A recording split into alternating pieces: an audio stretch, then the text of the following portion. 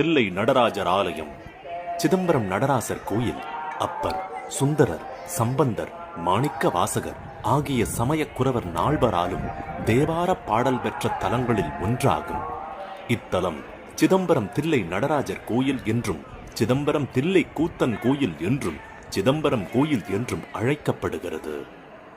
சிதம்பரம் முதலில் தில்லை வனங்கள் சூழ்ந்த காடாய் இருந்தது.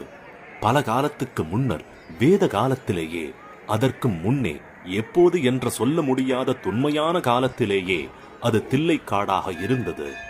தில்லை என்ற இந்த பெயர் மிக பழமையான ஒன்று என புராணங்களின் வாயிலாக தெரிய வருகிறது.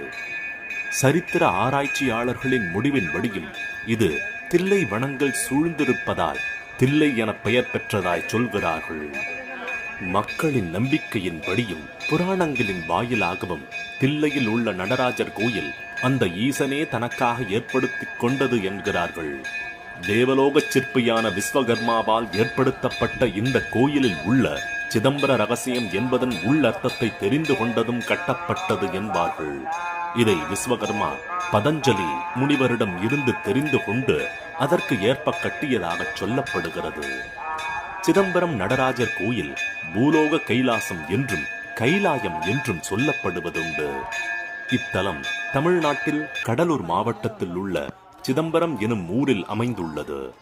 இத்தலம் 2000 ஆண்டுகளுக்கு முன்பாகவே தோற்றம் பெற்றதாகவும், தில்லை என்ற பெயரில் ஆதிகாலத்தில் அழைக்கப்பட்டதாகவும் வரலாற்று சான்றுகள் உள்ளன. இத்தலத்தின் மூலவர் நடராஜரும் தாயார் உமையாம்பிகையும் ஆவர்.